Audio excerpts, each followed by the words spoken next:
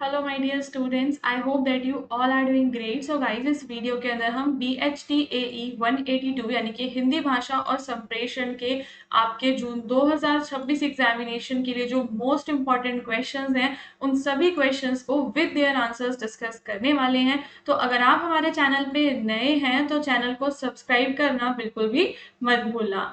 अब यहाँ पे एक और इम्पॉर्टेंट इन्फॉर्मेशन जो मैं आपको प्रोवाइड करना चाहती हूँ वो है आपके गेस्ट पेपर्स एंड नोट्स से रिलेटेड। सो BHTAE 182 हिंदी भाषा और संप्रेषण, अगर आपको अपने इस सब्जेक्ट कोड या फिर अपने किसी भी सब्जेक्ट कोड का गेस्ट पेपर परचेज करना है तो आप हमारी वेबसाइट पे जा सकते हैं, जिसका लिंक आपको मिल जाएगा डिस्क्रिप्शन में। और वेबसाइट पे जाने के बाद आपको सर्च ऑप्शन में सिर्फ यहाँ पे अपने पेपर कोड्स को सर्च करना है एंड आपको आपके जो गेस्ट पेपर्स हैं वो इजीली आपको एट ₹49 यहाँ पे मिल जाएंगे। ओके, सो नाउ दोस्तों चलते हैं हमारे क्वेश्चन नंबर 1 पे। अगर आपको अपने इस एग्जाम की प्रिपरेशन करनी है तो आप हमारी पूरी की पूरी प्लेलिस्ट को देख सकते हैं और वहां पे जो भी क्वेश्चंस हमने आपको बताए हैं वो सभी क्वेश्चंस आपके एग्जामिनेशन के लिए काफी ज्यादा इंपॉर्टेंट होंगे। सो गाइस, पहला हमारा क्वेश्चन है स्वर से जुड़ा हुआ कि स्वर का आशय स्पष्ट करते हुए स्वरों के वर्गीकरण के आधारों को रेखांकित करना है आपको। यानी कि देखो, हिंदी भाषा में हमारे तो स्वर होते हैं और क्या होते हैं, हमारे व्यंजन होते हैं। सो क्वेश्चन यहाँ पे कहता है कि जो आपके स्वर हैं जो अ से लेकर पूरे आपके औ तक होते हैं ना, उन स्वरों के अंदर आपको वर्गीकरण करना है। ठीक है, कि हम उन्हें किस तरीके से अलग अलग वर्गों में बांट सकते हैं। सो यहाँ पे आंसर को शुरू करने से पहले हम एक छोटा सा इंट्रोडक्शन देंगे। तो इंट्रोडक्शन हमारी हेल्प करता है एक परफेक्ट आंसर लिखने में। एग्जामिनर भी हमें इंट्रोडक्शन का आपको 1-2 मार्क मतलब आपको इजीली वहां पे मिल जाता है। सो यहाँ पे शुरुआत करेंगे हम भाषा के बारे में बताते हुए। तो भाषा ध्वनियों से बनती है और ध्वनियों का सबसे महत्वपूर्ण भाग क्या होता है, स्वर होता है। और हिंदी भाषा में शब्दों के निर्माण और उच्चारण में स्वरों की महत्वपूर्ण भूमिका होती है। बिना स्वर के किसी भी शब्द का स्पष्ट उच्चारण करना कठिन हो जाता है। अब अगर मुझे कोई भी शब्द बोलना है तो उस शब्द को बोलने में जो स्वर है वो मेरी हेल्प करेंगे। और अगर मेरे को स्वर बोलने नहीं आते हैं तो वहां पे मैं शब्दों का जो उच्चारण है वो सही तरीके से नहीं कर पाऊंगी। अब जैसे कि जो लोग इंग्लिश लैंग्वेज को बोलते हैं, अगर हम उनसे हिंदी बोलने के लिए कहते हैं तो उनका उच्चारण सही नहीं हो पाता। क्यों नहीं हो पाता है? क्योंकि उन्हें हमारे स्वरों के बारे में जानकारी नहीं होती है। तो हिंदी वर्णमाला में स्वर स्वतंत्र ध्वनियां मानी जाती हैं जिनका उच्चारण बिना किसी अन्य वर्ण की सहायता से किया जाता है। तो एक चीज यहाँ पर आ जाएगी, एक नया शब्द जो आपने देखा वो क्या है, स्वतंत्र ध्वनियां। तो भाषा के अंदर हिंदी वर्णमाला में जो स्वर होते हैं वो स्वतंत्र ध्वनियां होती हैं। क्यों उन्हें स्वतंत्र कहा गया है? इसलिए कहा गया है क्योंकि जब मैं उन्हें बोलूंगी तो किसी और वर्ण की सहायता मुझे वहां पर लेनी नहीं पड़ेगी। अब हम यहाँ पे स्वर के अर्थ के बारे में समझेंगे, फिर उसके बाद हम उच्चारण में लगने वाले समय, समय के हिसाब से मतलब कि कितना समय हमें बोलने में लग रहा है उसके हिसाब से स्वरों को बांटेंगे। उसके बाद हम उन्हें अपनी जो हमारी जीभ है, जीवा के प्रयोग के आधार पर उन्हें बांटेंगे। फिर मुंह के खुलने की स्थिति के आधार पर बांटते हुए और आपके होठों की स्थिति और हवा के निकास के आधार पर इनका वर्गीकरण पूरा करेंगे और फाइनली हम एक निष्कर्ष प्रोवाइड कर देंगे। सो आंसर आपका बहुत ही इजी होगा, लेकिन इसमें याद करने की जो चीजें हैं वो आपको थोड़ी सी ज्यादा देखने के लिए मिलेंगी। ठीक है, तो स्वर वे ध्वनियां हैं जिनका उच्चारण करते समय वायु मुख से बिना किसी रुकावट के बाहर निकलती है। इनके उच्चारण में किसी व्यंजन की आवश्यकता नहीं होती। हिंदी में मुख्य जो स्वर हैं वो आप मेरी स्क्रीन पे देख सकते हो एक बार। ये सारे आपके मुख्य स्वर हैं। उदाहरण के लिए अमर, ईश्वर, ऊन, ओस, औरत आदि शब्दों में स्वर का प्रयोग होता है। स्वरों का वर्गीकरण कई आधारों पर किया जाता है। इनके माध्यम से हम स्वरों के उच्चारण और प्रयोग को बेहतर ढंग से समझ सकते हैं। सो वर्गीकरण करना क्यों आवश्यक है? जब भी हमें स्वरों के उच्चारण और स्वरों के प्रयोग को बेहतर तरीके से जब हमें समझना है तो वहां पे इनका वर्गीकरण करना अत्यधिक आवश्यक हो जाता है।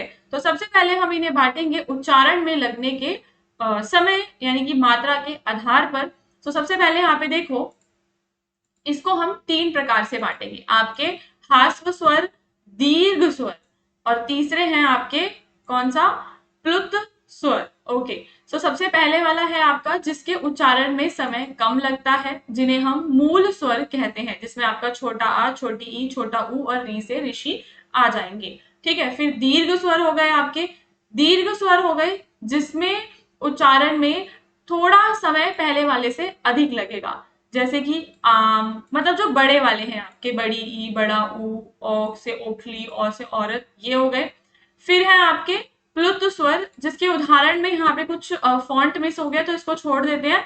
आप सिर्फ इतना जान लो कि इनके उच्चारण में सबसे अधिक समय लगता है। इनका प्रयोग प्रायः पुकारने या विशेष भाग व्यक्त करने के लिए किया जाता है।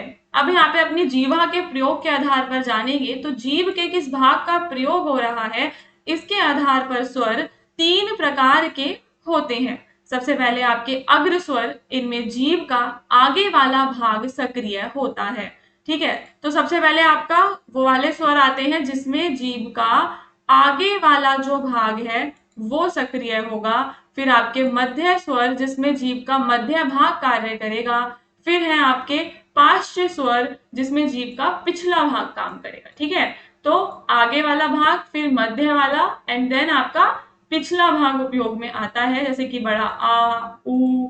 ठीक है, इसके अंदर अब हम मुख की स्थिति के हिसाब से कि हमारा जो मुख है, उच्चारण के समय जो हमारा मुंह है वो कितना खुलता है, इसके आधार पर जो हमारे स्वर होंगे वो 4 प्रकार के होते हैं। ठीक है, संवृत स्वर, उसके बाद है आपके अर्ध संवृत, अर्ध विवृत और विवृत। ओके, तो सबसे पहले संवृत को समझेंगे। इसमें मुंह लगभग आपका बंद रहेगा, एंड अर्ध संवृत में आपका जो मुंह है वो आधा बंद रहता है। ई, बड़ी ई, ऊ, इसे बोलते समय हमारा मुंह लगभग बंद है। अर्ध संवृत में हमारा जो मुख है वो आधा बंद है। ओ, ए। अर्ध विवृत में क्या है आपका, इसमें मुंह कुछ अधिक आपका खुलेगा, जैसे कि आ, ओ। आपका जो मुख क्या हो रहा है, इसमें कुछ अधिक खुल रहा है। तो स्वरों के बारे में जब भी आपको जानना है तो वहां पे आपको उनको अपने मुख से बोलना पड़ेगा। जब आप बोलोगे तो आप खुद ही इजीली समझ जाओगे। विवृत स्वर क्या है, इसमें मुंह अधिक खुला रहता है, जैसे बड़ा आ। ओके, सो 3 चीजें आप समझ गए। यहाँ पे सबसे पहले आपका था उच्चारण में लगने वाले समय के आधार पे हमने इन्हें बांटा, देन हमने इन्हें जीभ के प्रयोग के आधार पे बांटा, और मुख के खुलने की स्थिति के आधार पे। अब हम बांटेंगे कि हमारे जो ओष्ठ आकृति है, हमारे होठों की आकृति किस प्रकार की है। होठों की बनावट के आधार पर जो स्वर है वो 2 प्रकार के होंगे। सबसे पहले होंगे आपके कौन से, ठीक है, वृत्ताकार, और दूसरे आपके अर्ध वृत्ताकार। वृत्ताकार मतलब जिसमें आपके होंठ पूरे गोल हो जाएंगे, और दूसरे वाले में आपके जो होंठ हैं वो गोल नहीं होंगे। हवा के निकास के आधार पर, तो यानी हवा मुंह या नाक से कैसे निकलती है। ठीक है, मौखिक स्वर हो गए निर, अनुनासिक और अनुनासिक। निरनुनासिक यानी कि जिसमें हवा केवल हमारे मुंह से निकलेगी, और अनुनासिक वो जिसमें नाक और मुंह दोनों का इस्तेमाल किया जाएगा। ठीक है, आ, ई, इसके अंदर हमने नाक और मुंह दोनों से साउंड निकालते हैं। फिर उच्चारण स्थान के आधार पर वर्गीकरण करेंगे तो मुख के जिस भाग से स्वर उत्पन्न होते हैं उसके आधार पर वर्गीकरण किया जाता है। मुख के जिस भाग से, ठीक है, अब मुख के अलग अलग भाग हैं। कंठ, जो हमारा गला हो गया, ताल, तालव्य, और आपका मूर्धन्य, ओष्ठ्य स्वर, ये हो गए सारे आपके मुख के जिस भी भाग से आपके स्वर उत्पन्न हो रहे हैं उसके आधार पे। तो टोटल हमने क्या करा है इस आंसर में, सबसे पहले हमने एक इंट्रोडक्शन प्रोवाइड किया। मेन बॉडी में हमने 6 प्रकार के वर्गीकरण और उनके आधारों के बारे में पूरा इन डिटेल लिखना है, एंड देन हम फाइनली अपने आंसर में क्या प्रोवाइड करेंगे दोस्तों, एक निष्कर्ष को प्रोवाइड करेंगे।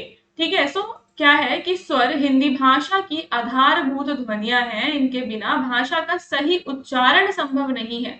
स्वरों का वर्गीकरण उच्चारण, समय, जीभ की स्थिति, मुख के खुलाव, होठों की बनावट, इन सभी के आधारों पर किया जाता है। इन आधारों को समझने से हिंदी भाषा और व्याकरण का ज्ञान, अगर हमें हिंदी भाषा और व्याकरण का ज्ञान चाहिए तो हमें स्वरों को स्पष्ट तरीके से, सरल तरीके से समझना भी होगा। ठीक है, अब हम चलेंगे हमारे नेक्स्ट क्वेश्चन पे जो कि काफी ज्यादा इंपॉर्टेंट है। ठीक है, क्वेश्चन कहता है कि हिंदी भाषा और उसके विकास का आपको परिचय देना है। तो सिंपल सा क्वेश्चन है, देखो इसके अंदर आपकी जो बेसिक जनरल नॉलेज है वो भी आपके काम आएगी। तो सबसे पहले आप हिंदी भाषा के बारे में जो भी आपको पता है वो सारी चीजें आप इस आंसर के इंट्रोडक्शन में लिख सकते हैं। हिंदी भारत की प्रमुख भाषाओं में से एक है। यह भारत की राजभाषा है और विश्व की सबसे अधिक बोली जाने वाली भाषाओं में एक महत्वपूर्ण इसका स्थान है। भाषा की अगर हम बात करें तो हिंदी भाषा हमें सरल लगती है, मधुर लगती है और वैज्ञानिक भाषा भी ये मानी जाती है। भारत के विभिन्न राज्यों में इसे बोलने और समझने वाले लोगों की संख्या भी हमें बहुत अधिक देखने के लिए मिलती है। और केवल ये भारत तक नहीं बल्कि भारत के बाहर नेपाल, मॉरिशस, फिजी, अमेरिका, अन्य देशों में भी हम देखते हैं कि इस भाषा को बोला जाता है और इस भाषा को समझा भी जाता है। तो वर्तमान समय में हिंदी साहित्य, शिक्षा, मीडिया हर एक जगह पे देखते हैं कि तेजी से आगे बढ़ रही है। ठीक है, ये हो गया हमारा इंट्रोडक्शन। फिर हम हिंदी भाषा का और परिचय देंगे कि ये आई कहां से है। ठीक है, मतलब कि हम इसमें कुछ फैक्ट डालेंगे। तो इसके अंदर जो चीज है कि हिंदी भाषा आपकी इंडो यूरोप यानी कि भारोपीय भाषा परिवार की इंडो आर्यन शाखा की एक प्रमुख भाषा है। इसका जो लेखन है वो देवनागरी लिपि में किया जाता है। देवनागरी लिपि बाएं से दाएं लिखी जाती है और इसे भी एक वैज्ञानिक लिपि मानते हैं। हिंदी भाषा के समय के साथ संस्कृत, प्राकृत, अरबी, फारसी तथा अंग्रेजी जैसी भाषाओं के शब्दों को इसने अपने में अपनाया है। और अगर हम देखें तो आज के समय में हिंदी भाषा का जो शब्द भंडार है वो काफी ज्यादा समृद्ध हो चुका है। समृद्ध हम इसलिए कह रहे हैं क्योंकि हिंदी भाषा के अंदर हमें विभिन्न अन्य भाषाओं के जो शब्द हैं वो देखने के लिए मिलते हैं। 1949 14 सितंबर को हिंदी भाषा को भारत की राजभाषा का दर्जा भी दिया गया था और 14 सितंबर को ही हम हिंदी दिवस भी मनाते हैं। अब हम यहाँ पे हिंदी भाषा के विकास के पूरे क्रम को जानेंगे। सबसे पहले आपका वैदिक संस्कृत काल, फिर लौकिक संस्कृत, पाली और प्राकृत काल, अपभ्रंश और आधुनिक हिंदी काल। ये पूरे 5 पॉइंट्स हैं जो दोस्तों आपको पता होनी चाहिए, आपको याद भी करने हैं। सबसे पहले हमारा आता है वैदिक संस्कृत काल। तो हिंदी भाषा की शुरुआत वैदिक संस्कृत से मानी जाती है। यह वेदों, उपनिषदों और धार्मिक ग्रंथों की भाषा थी। यह भाषा कठिन और जटिल थी तथा मुख्य रूप से विद्वानों द्वारा ही प्रयोग की जाती थी। तो हिंदी भाषा का वो समय जब इसमें संस्कृत का बहुत बड़ा स्थान था। वैदिक संस्कृत से इसकी शुरुआत होती है और उस समय ये कैसी थी, बहुत ही ज्यादा डिफिकल्ट यानी कि कठिन थी, जटिल थी। फिर आता है आपका लौकिक संस्कृत काल। तो वैदिक संस्कृत के बाद लौकिक संस्कृत का विकास हुआ। यह पहले की अपेक्षा अधिक सरल थी। इस काल में महर्षि वाल्मीकि, वेदव्यास जैसे महान विद्वानों ने महत्वपूर्ण साहित्य की रचना की। ठीक है, तो लौकिक संस्कृत काल में हम क्या देखते हैं कि महत्वपूर्ण साहित्य की रचना हुई है। संस्कृत साहित्य के विकास में इस भाषा का विशेष योगदान रहा।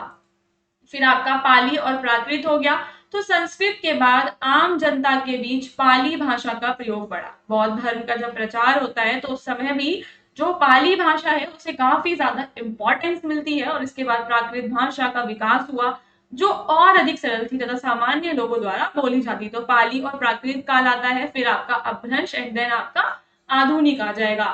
तो प्राकृत से आगे चलकर अपभ्रंश भाषा का विकास हुआ। अपभ्रंश को आधुनिक हिंदी का आधार माना जाता है। विशेष रूप से शौर सेनी अपभ्रंश से हिंदी भाषा की नींव तैयार होती है। ठीक है, तो ये वर्ड आपको याद करना पड़ेगा और वर्ड क्या है, शौर सेनी अपभ्रंश। यहां से हिंदी भाषा की नींव तैयार हुई।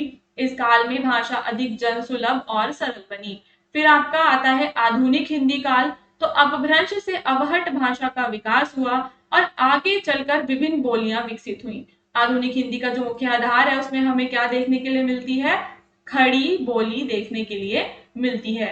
धीरे धीरे हिंदी साहित्य, पत्रकारिता, शिक्षा और प्रशासन की प्रमुख भाषा ये बन जाती है। ठीक है, तो समझ गए आप इतना। पहले हमने एक बड़ा सा इंट्रोडक्शन दिया है, फिर उसके विकास के बारे में चर्चा की है। अब हम इसके महत्व भी लिख सकते हैं इसके अंदर। तो हिंदी भाषा राष्ट्रीय एकता को मजबूत करने में एक महत्वपूर्ण भूमिका निभाती है। कैसे निभाती है, क्योंकि हम देखते हैं कि जो हमारे देश के अलग अलग राज्य हैं, हमारे देश में विभिन्न जो संस्कृतियां हैं, उन सभी को हिंदी भाषा ने जोड़ा है।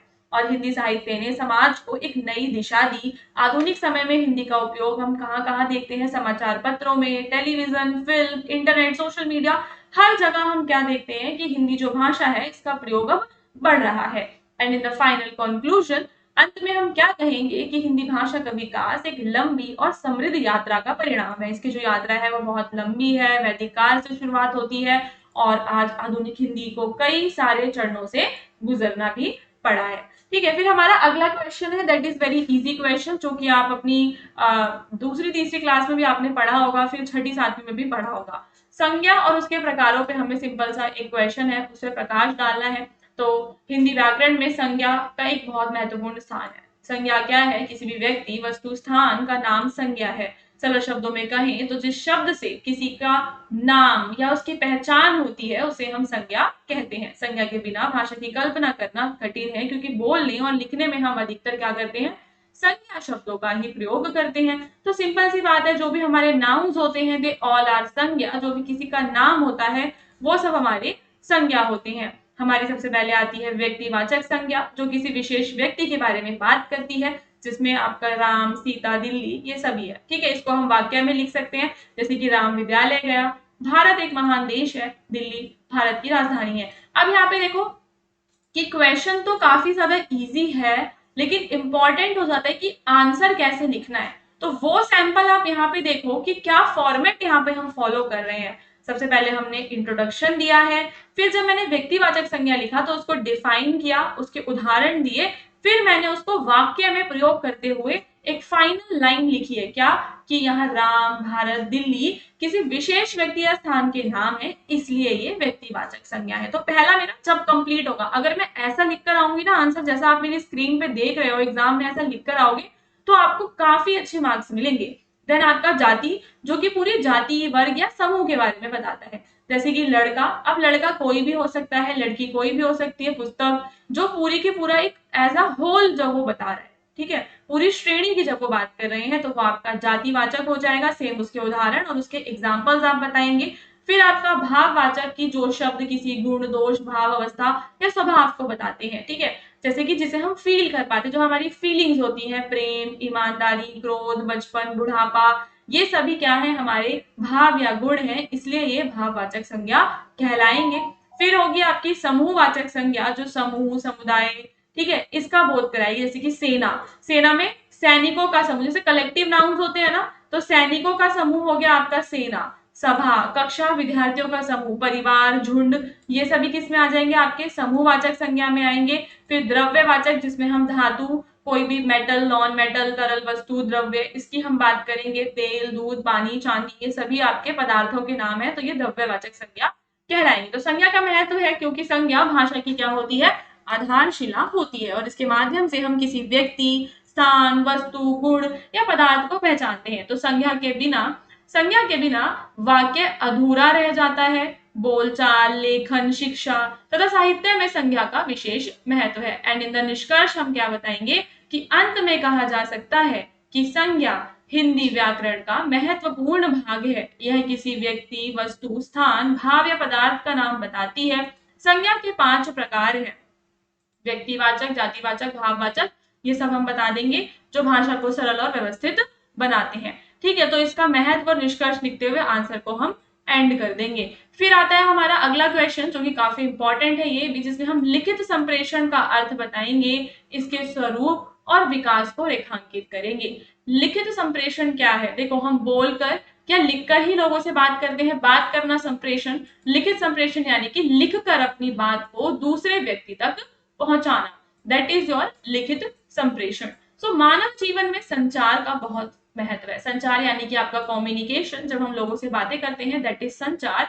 तो व्यक्ति अपने विचारों, भावनाओं, सूचनाओं और अनुभवों को दूसरों तक पहुंचाने के लिए विभिन्न माध्यमों का उपयोग करता है, और इन्हीं माध्यमों में से एक प्रमुख क्या है, हमारा लिखित संप्रेषण है। यह संचार का ऐसा तरीका है जिसमें संदेशों को लिखित रूप में प्रस्तुत किया जाता है, ताकि उन्हें सुरक्षित रखा जा सके और भविष्य में आवश्यकता पड़ने पर उन्हें उपयोग किया जा सके। ठीक है, तो भविष्य में जब आवश्यकता पड़ेगी तब तो हेल्प होगी ही होगी। साथ में लिखित संप्रेषण क्या है कि जब हम लिखकर अपने संदेशों को दूसरों तक पहुंचाते हैं।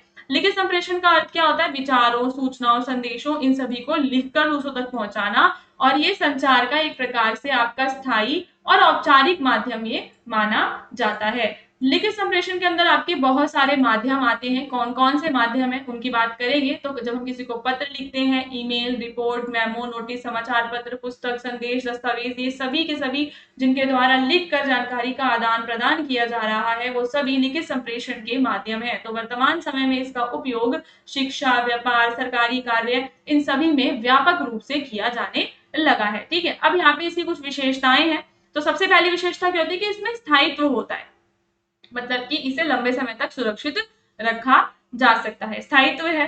फिर स्पष्ट और सटीक ये होते हैं, यानी कि संदेश को भेजने से पहले पढ़कर उसको सुधार सकते हैं। इसमें शब्दों का चयन भी सावधानी पूर्वक किया जा सकता है, क्योंकि जब हम बोलते हैं तो उस समय हमारे पास इतना सोचने का समय नहीं होता। लेकिन लिखित संदेश जब हम भेजेंगे तो उसको और बेटर तरीके से हम भेज सकते हैं। औपचारिकता होती है, जब हम विद्यालय, महाविद्यालय में पत्र लिखते हैं तो एक प्रकार की औपचारिकता है। विस्तृत जानकारी जो है लिखित संप्रेषण दे पाता है, जो भी जटिल विषय हैं उनको ये समझा पाता है। उसके अलावा इम्पॉर्टेंट है कि इसमें विश्वसनीयता बहुत ज्यादा है। तो लिखित सामग्री प्रमाण के रूप में कार्य करती है, इसलिए इसे अधिक विश्वसनीय माना जाता है। यह व्यक्ति को अपने कार्यों के प्रति जिम्मेदार भी बनाती है।